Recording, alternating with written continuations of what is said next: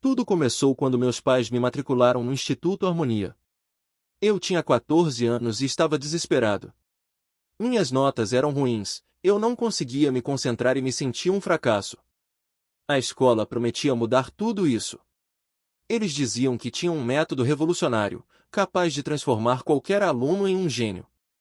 Meus pais estavam céticos, mas eu estava disposto a tentar qualquer coisa.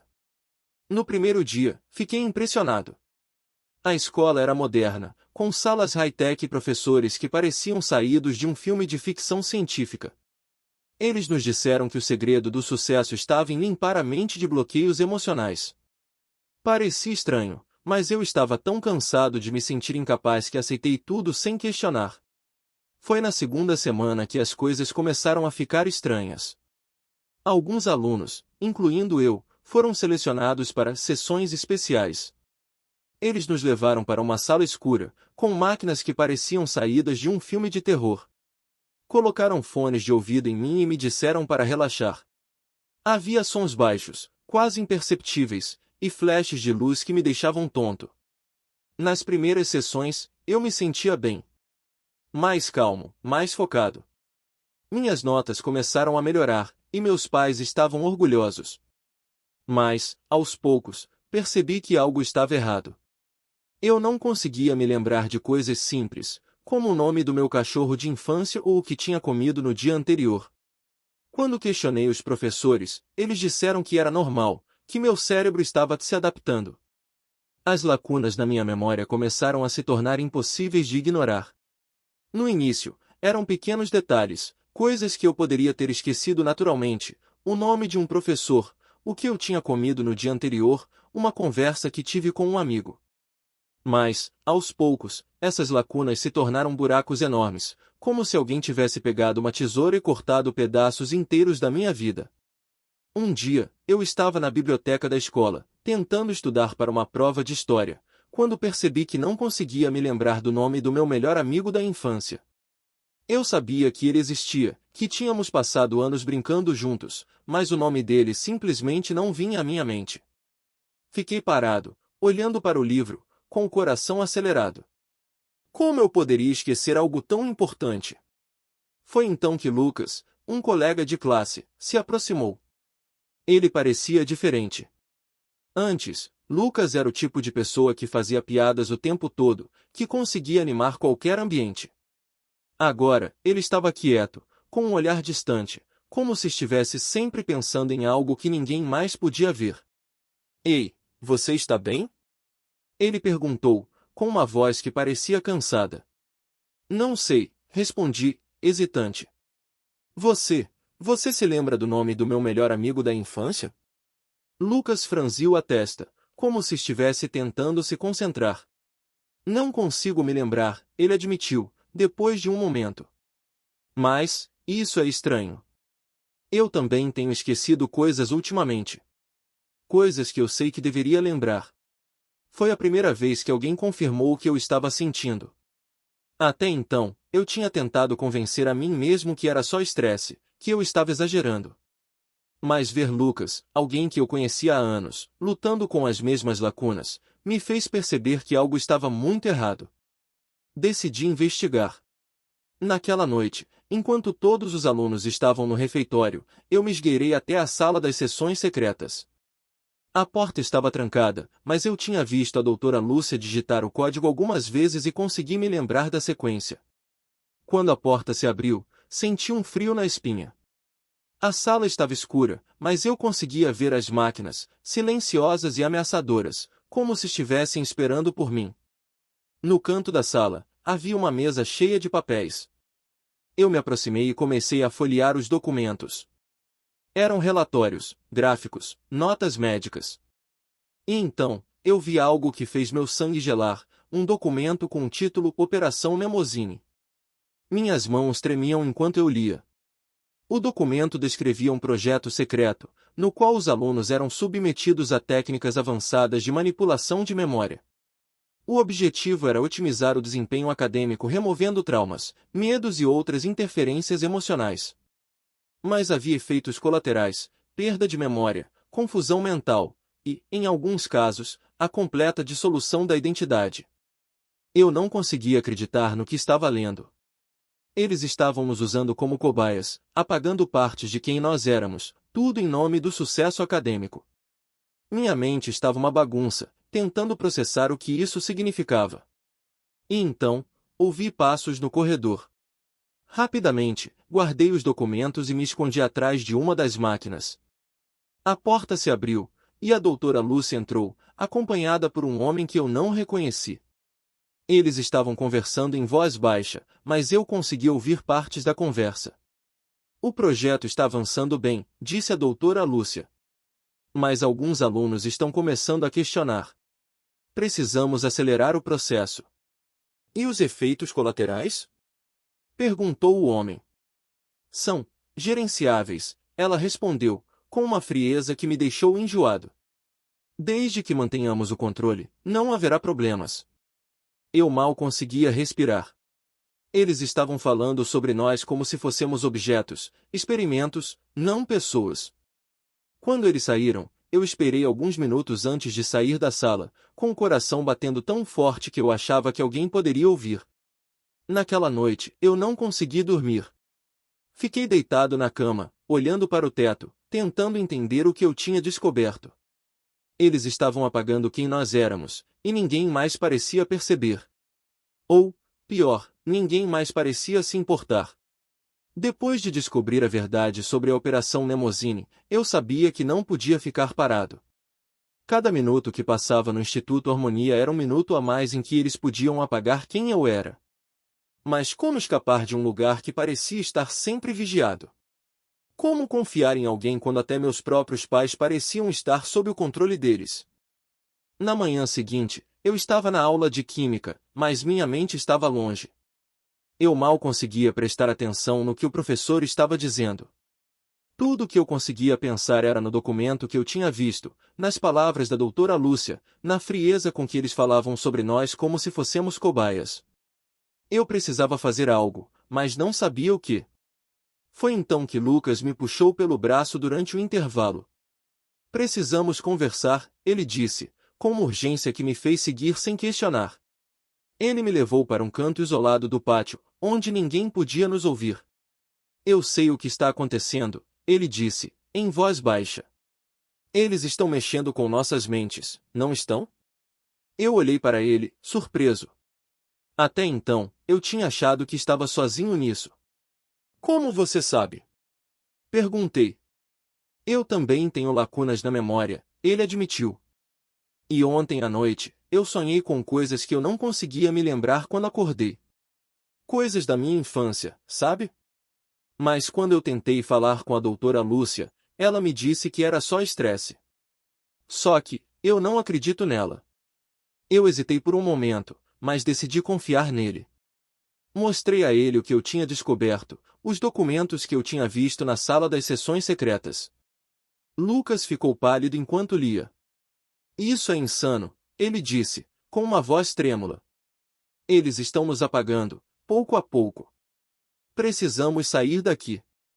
Mas como? Perguntei.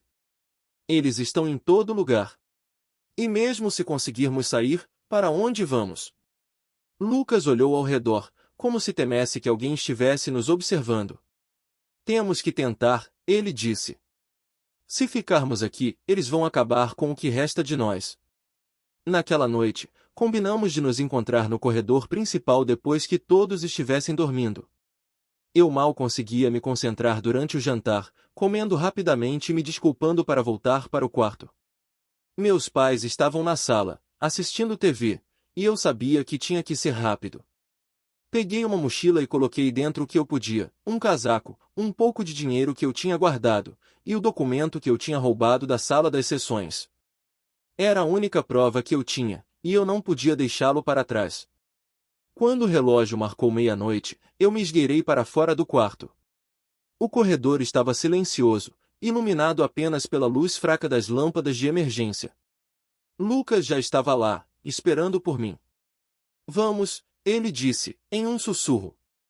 Caminhamos rapidamente em direção à saída, tentando evitar as câmeras de segurança. Eu sabia que, se fossemos pegos, não haveria explicação que pudesse nos salvar.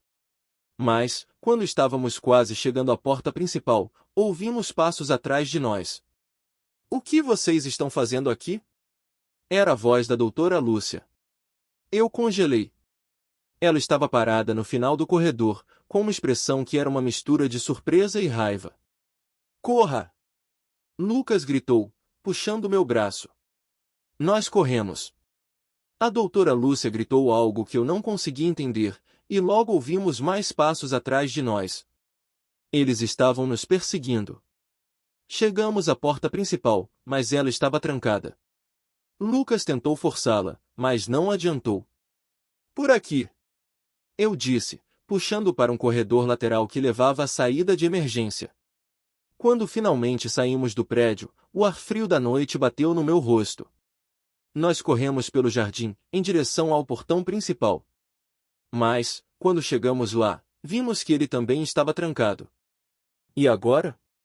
Lucas perguntou, ofegante. Eu olhei ao redor, procurando uma saída.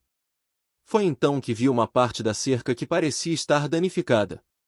Nós corremos até lá e, com um esforço, conseguimos passar por cima. Mas, quando caímos do outro lado, percebemos que não estávamos sozinhos. 2 homens de jaleco branco estavam esperando por nós, com uma van preta estacionada ao lado. "Não!" Eu gritei, tentando correr na direção oposta, mas eles foram mais rápidos. Eles nos agarraram, e eu lutei com todas as minhas forças, mas era inútil. Eles eram fortes demais. Eu olhei para Lucas, que estava sendo arrastado para a van, e senti uma onda de desespero. "Por favor, não!" Eu implorei, mas eles não me escutaram. Antes que eu pudesse fazer qualquer coisa, senti uma picada no pescoço. Tudo começou a ficar embaçado, e eu senti meu corpo ficar pesado. A última coisa que eu me lembro é de ser jogado dentro da van, com a voz da doutora Lúcia coando na minha mente. "Vocês não podem fugir de quem vocês são", ela disse. "Ou melhor, de quem nós decidimos que vocês serão." Quando acordei, estava de volta ao Instituto Harmonia. A sala era fria, iluminada por uma luz fluorescente que piscava de vez em quando.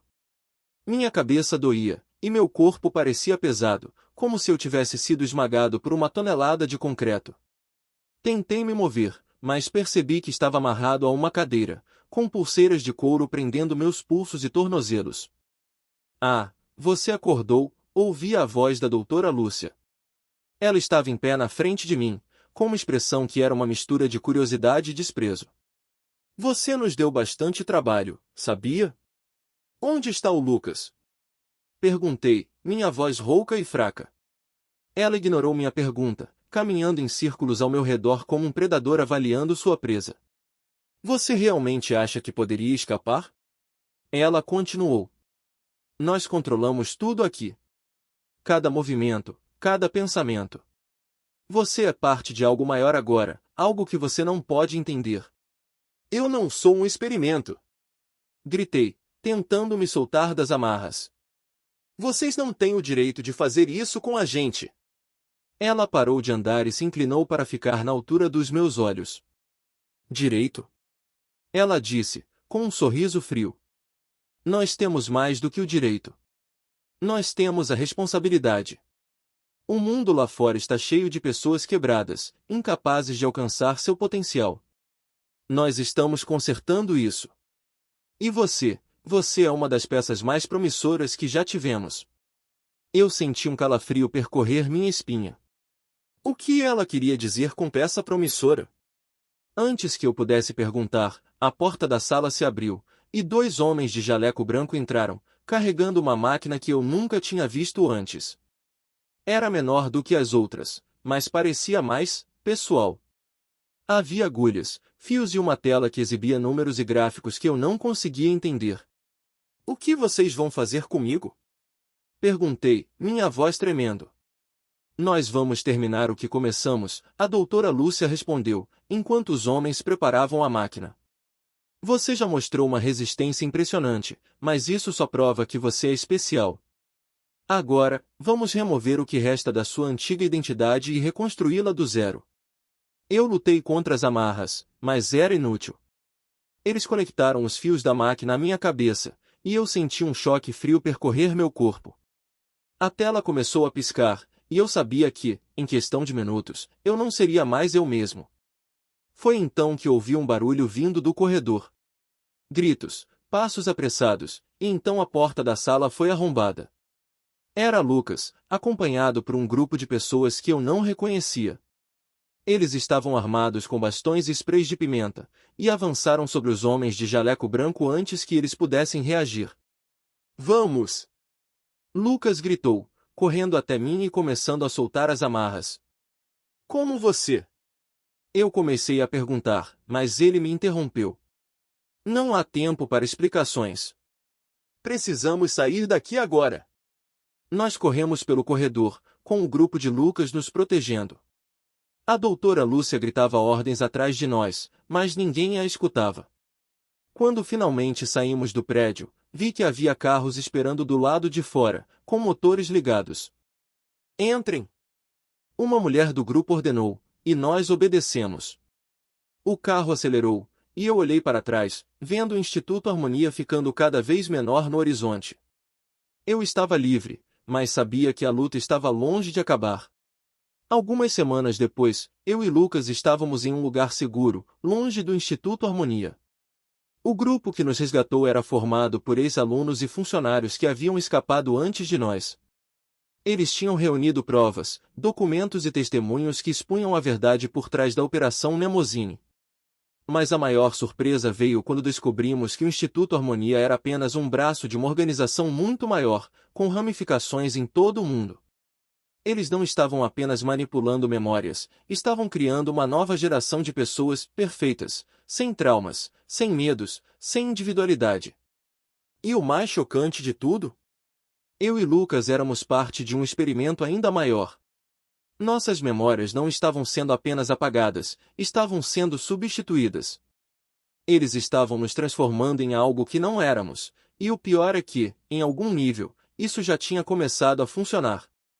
Eu olhei para Lucas, e por um momento, não consegui me lembrar de como nos conhecemos. Ele olhou para mim, e eu vi o mesmo medo nos olhos dele. Eles ainda estão dentro da nossa cabeça, ele disse, em voz baixa. Eu concordei, sabendo que a luta para recuperar quem nós éramos estava apenas começando.